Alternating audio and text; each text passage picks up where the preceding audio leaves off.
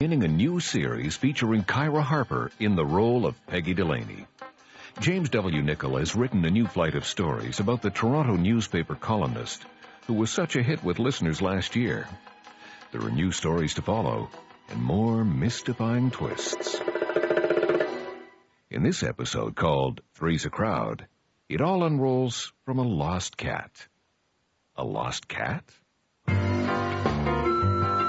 Hello there. You've reached Peggy Delaney, Toronto Tribune. If you have something confidential you want to pass on, just leave your name and number. The walls have ears. I'll get back to you. If you're calling to give me fulsome, unqualified praise for my columns, feel free now. If you're calling to scream at me, fascist, socialist, cop hater, cop lover, pro-lesbian, anti-lesbian, or anything else that strikes your fancy, go for it. After all, this is a quasi-democracy. Oh, hi there, Norman. Hi, Peggy. Doesn't look like much fun. It isn't, but I'm getting paid, so I guess it's not supposed to be. Just gonna scrape the porch, or are you gonna paint it, too? Mr. Deep says that depends on how good a job I do scraping. Mr. Deets, the last of the big-time spenders. Yeah. So, have you heard from Amber lately? I'm meeting her now. But isn't she in Vancouver? She was, all summer. She's flying in today.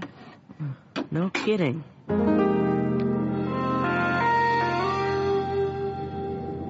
Terrific bouquet, Bernie. Yeah, well, I thought it'd be nice, you know. Give her flowers when she arrives. I love airports. People coming, people going. Always looks like a movie to me. And I want to be in it, too. I want to be the one, you know, standing there with the flowers. And this blonde guy will suddenly appear with piercing blue eyes and teeth like chiclets. I thought they were for Amber. Yeah, I got lost there for a second. Uh-huh. So, Carlos couldn't make it? No. Why not? Well, he wanted to, but somebody got murdered. Oh. There were all these body parts stuffed in garbage bags. He had to go over to the crime scene. Really? And, this is the guy you let sleep in your bed? So, what's your point? How is Carlos these days, anyway? I mean, is he happy with things? Things? Yeah, you know, living together in your apartment all summer, and now that Amber's coming back, he has to move out. Well, he doesn't have to move out. We talked about it. He decided to. Because he knows Amber wouldn't have agreed to come back if we were all living together. No, you know what she's like. She gets anxious about me. I have to pay her a lot of attention. Besides, it's not fair to her, having Carlos clunking around the place in his underwear. So, Carlos and I have agreed. We'll give it more time. He wants to rent some bigger place where the three of us would be more comfortable living together. And I said, well, let's not rush into anything right away. Let's get Amber back and settled in and just see how things go. Sounds reasonable. I found him a nice bachelor right on Queen Street, so he's only a few blocks away.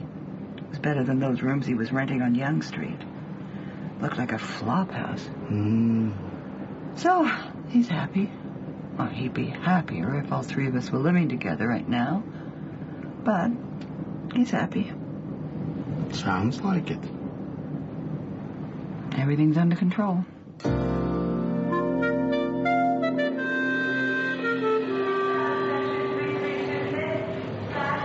There she is. Amber! Amber!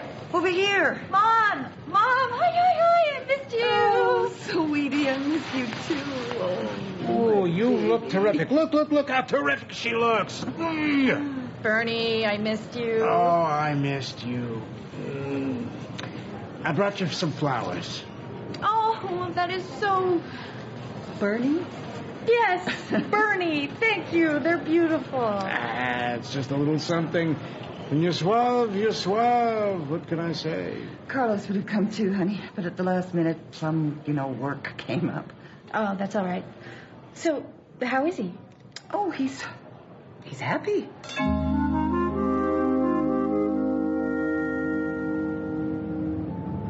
Our street looks just the same. It's like I wasn't away at all.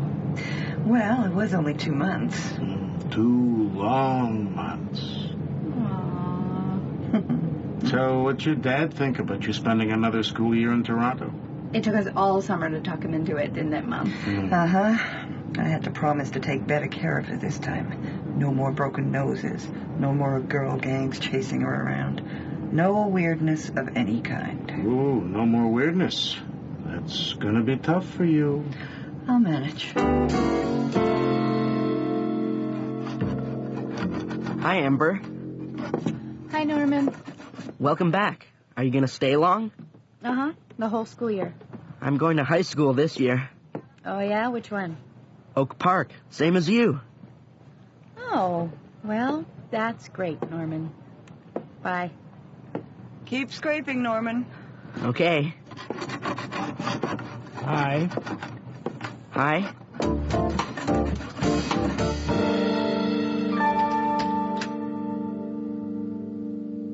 Ta-da!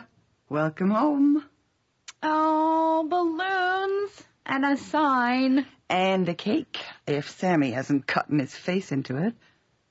Sammy. Sammy! Where's Sammy? Oh, he'll be around. Well, he usually comes running. I'll go see. Maybe he's drinking out of the toilet bowl. Terrific. Tell your cat to stay off my lap. Okay, I have to admit it. It is good to be back. Admit it. Was there any question? No. Well, I feel a little weird that Carlos moved out.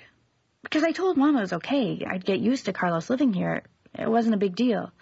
But Mom said he wanted to have his own space because he's used to living alone. That's what she said. Uh-huh. You don't suppose there's any trouble between them, do you? Well, trouble is your mother's middle name. Sammy! Sammy! Speaking of which... Sammy! Here, puss, puss, puss! Where is that stupid cat? He's not here. You've lost your cat? Well, I don't think he's actually lost. He's not anywhere in our apartment, and we've looked everywhere. So anyway, you didn't hear him come down the stairs meowing or anything? I hear him meowing day and night. You leave him alone all the time. I think it's disgusting. And now you've lost him. I haven't lost him. He's probably in a closet somewhere. We've looked in all the closets. There should be a law against this kind of thing. What kind of thing? I just lost track of my pet, okay? I haven't murdered anybody. He's not a pet. That's a very demeaning expression. No animal should be called a pet. How would you like to be called a pet? Your cat is an animal companion.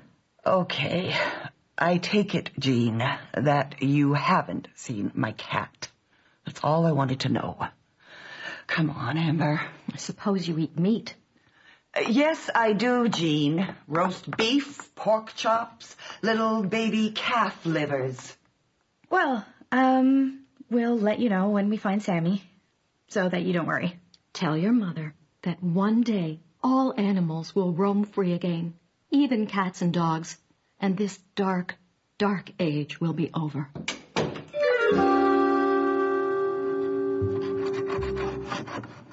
Norman, you haven't seen a cat, have you? What cat? My cat. It's gray, it's old, and his tail's bent. No. Why? Is it lost? Hi again, Amber. Hi again, Norman.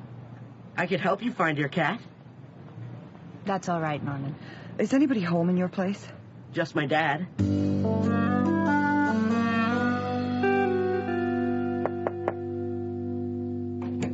Oh, hi. Hi, Ed. Guess what? My cat's missing. Oh, you know Amber. Yeah, sure. Hi, Amber. You haven't been around all summer. No, I just got back today. And your cat's missing?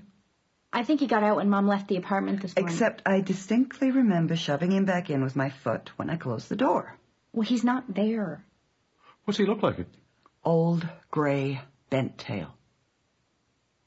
I'll keep my eyes open for him. No luck? No. He'll catch a cold if he's outside. He's not used to being outside. We've checked down the back stairs, the front stairs, under the stairs, everywhere. He must have got out of the building. Maybe he crossed the street. Look, there is no way that cat got out behind me when I closed the door. Well, we've looked everywhere in here. I know. Which means someone came into my place after I left. Well, you locked the door, didn't you? Someone else must have a key. Like who? Like, I don't know. Mr. Dietz. Mr. Dietz? The owner. And, well, Carlos still has keys, but he's working. But maybe he came in here anyway and waited for us, and then he had to leave again, and, well, maybe Sammy followed him out the door. Oh, it's unlikely. All right, I'll call him on his cell, then we'll know for sure. Sammy can be so sneaky. He's always getting up on the counter behind your back and licking the butter and everything. Really? Is that before or after he drinks out of the toilet? Hi, Carlos. It's me. Yes, she's here. Yes, she looks great. Yes, I will. Carlos says hi. Hi, Carlos. Amber says hi. Look, you didn't come around here this morning, did you? No? Well, Sammy's missing. I don't know. He must have got out somehow. Okay. Yeah, that's great. I'll see you. Bye. No, he wasn't here. He's just finishing up work now, and he's coming over to see you. Oh, good. So, everything's okay. Like, I mean, between you two. Sure, why wouldn't it be? Well, no reason. Except, I think Amber's finding it a little strange that Carlos moved out, even though Amber told you it was okay if the three of you lived here together. You know? Oh? Well, I'm sure Carlos has his reasons. But everything's fine. Of course it is. Thanks for asking, though, sweetie. Okay. And thanks for your concern, too, Barney. You know me. Yeah. So, where's my set of keys? I had a set of keys. Check the hook in the kitchen. When you went back to Vancouver, that's where I put them. Okay, yeah, they're still here. So who else has keys? I don't know, but I'm glad you don't. You'd be nosing around here all the time. Oh, just trying to keep things straight. If Amber doesn't mind Carlos living here, then, I wonder who does. Meaning what? Who else has keys, Mom? Oh, well, let's see. No one. Except...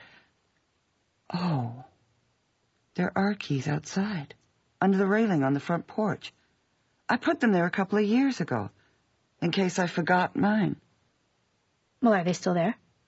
Good question.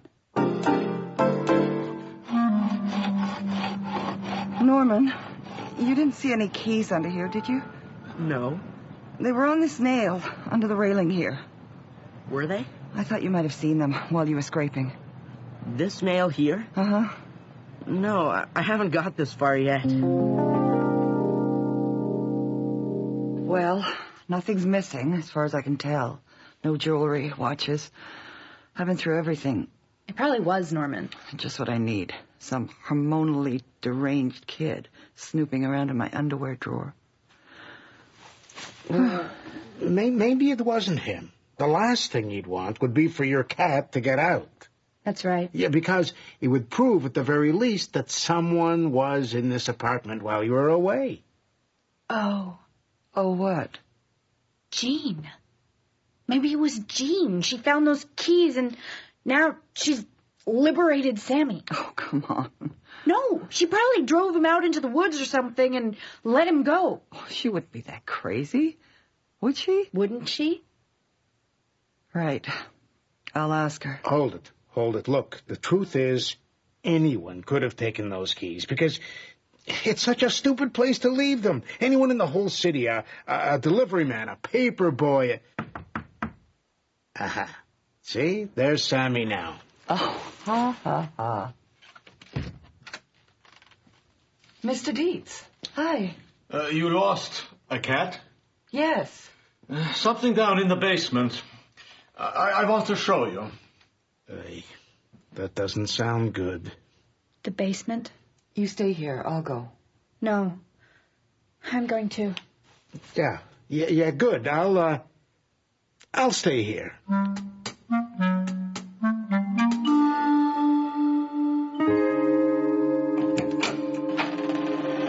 How could he you down here in the furnace room? It's always locked, isn't it? Yeah, always locked. Could you please turn the light on? Oh, sure. So, where is he? Is he... Well, is he... What are you doing? Listen. Your cat is inside the cold air return. Oh, yes? Yeah. I'm going to have to saw a hole. Very expensive to repair. How expensive? Just get him out. All right. Everybody, stand back. Be careful. Sammy! Sammy! Sammy, don't get near the saw. What's going on? Well, what's it look like, Norman? Our cat's in there. In the furnace? Okay.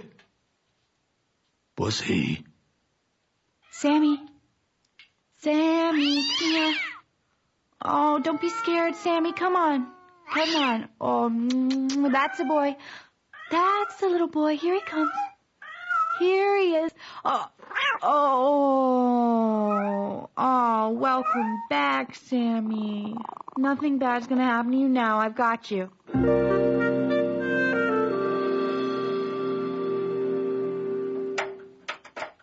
What's up? Just trying to get these screws off. What's Amber doing? Brushing the cobwebs off Sammy. I don't know how a cat can fall 3 stories into a furnace and not break a neck, a leg, something.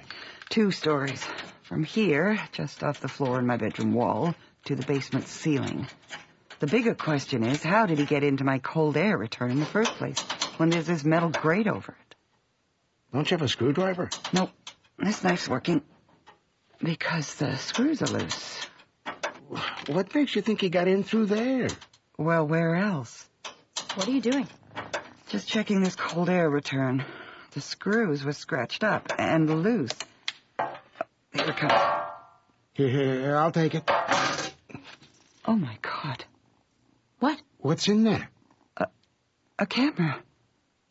Camera? What's it doing in there? It's pointed at my bed. Hey, where is everybody? You found Sammy. Hi there, Amber. Welcome home. Hi, Carlos. Thanks. Thanks a lot. There's a camera in the wall. What? Would you look? There's this camera pointed at my bed. Oh, yeah. Surveillance camera. The kind they use in malls. Continuous 4-day tape, battery pack. It's pointed at my bed, Carlos. Oh. Right. Our bed. Norman, I'll kill him. I'll kill the little pervert. Oh my God. He's been taking our pictures. Probably all summer long. I'll kill him. You can't. I don't care. Oh, Mom. This is awful. He couldn't have seen that much. Could he? Yes, he could have seen that much. God.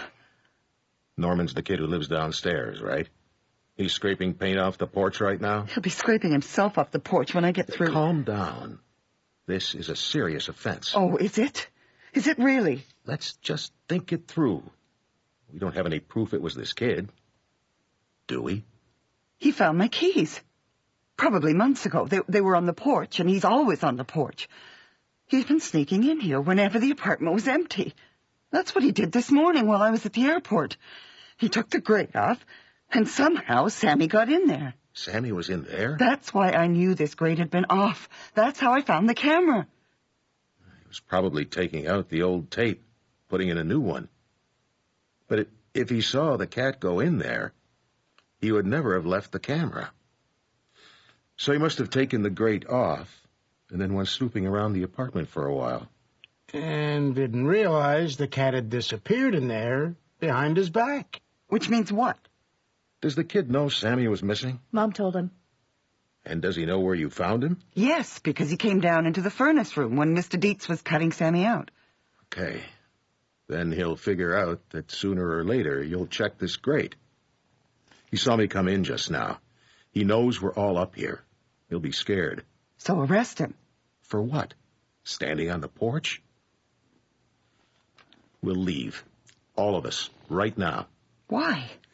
We'll tell Norman we're taking Sammy over to the vets to get him checked over.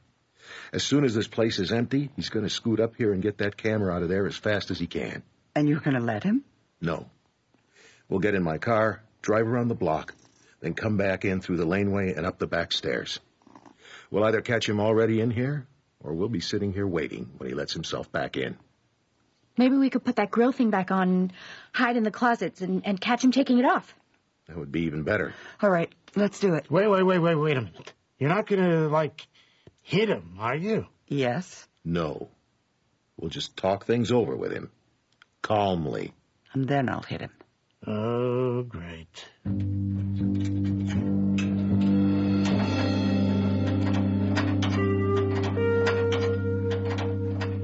Hello there. Oh, Jesus. You scared me. You're the guy who lives on the first floor, right? He's Norman's father. That's who he is. Oh, Peggy, hi. Look, I heard from Norman you found your cat in the furnace. I thought I'd just check to see if the furnace grate was, if it needed repair. Oh, God. I can't believe you'd do this. Amber? Hi. Hi. Look, I can explain. Please, you all know Norman. You all like Norman. This would kill him. You know my wife, for God's sakes. It was a mistake. I just made a mistake. Please, can't we forget? I'm so sorry. Can't we? You make me 100% absolutely sick. Please. You've been watching us all summer. Then you must have seen me take off my shoulder holster. You must know I'm a cop. Yeah.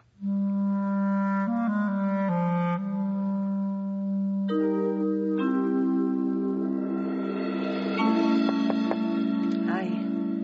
Can I come in? You sure?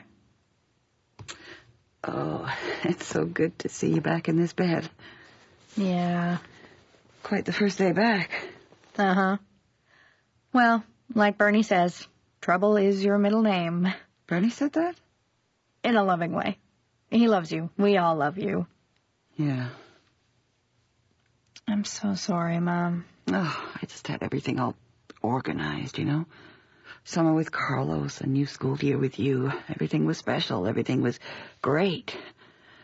Then this guy, this creep. God.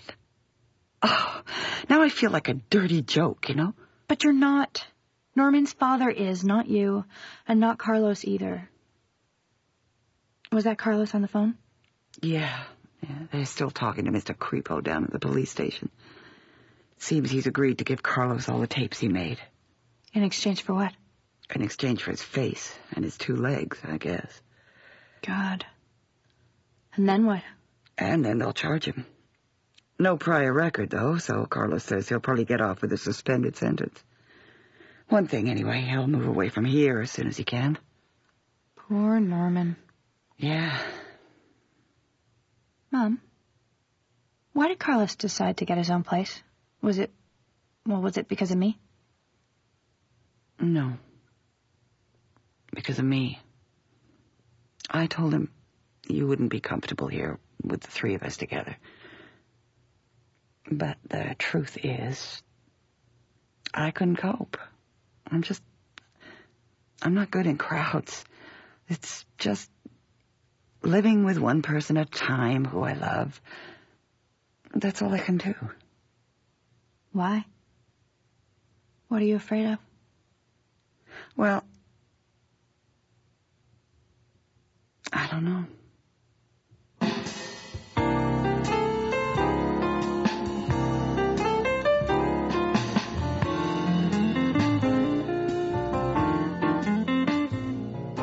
You have just heard the start of our new season of Peggy Delaney by James W. Nichol, a play called Three's a Crowd.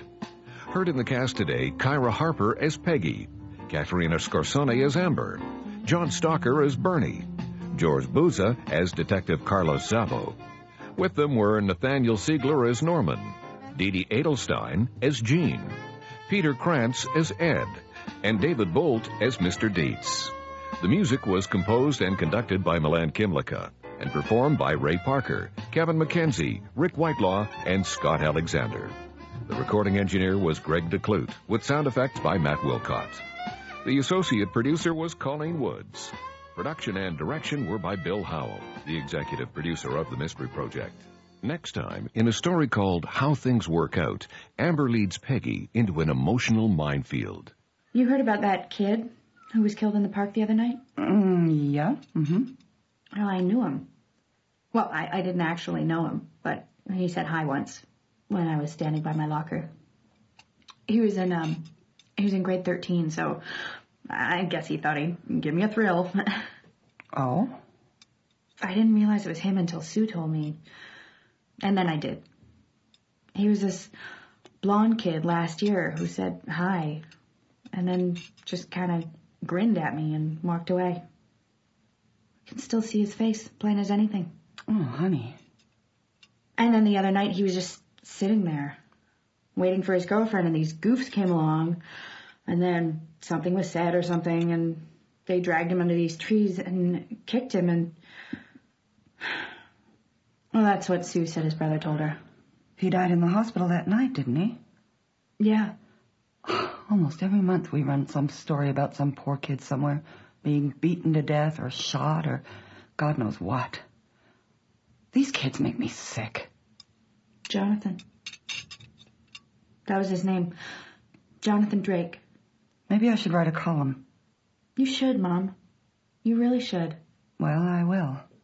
Give it a month or so. His parents are probably in no mood to talk to a reporter yet.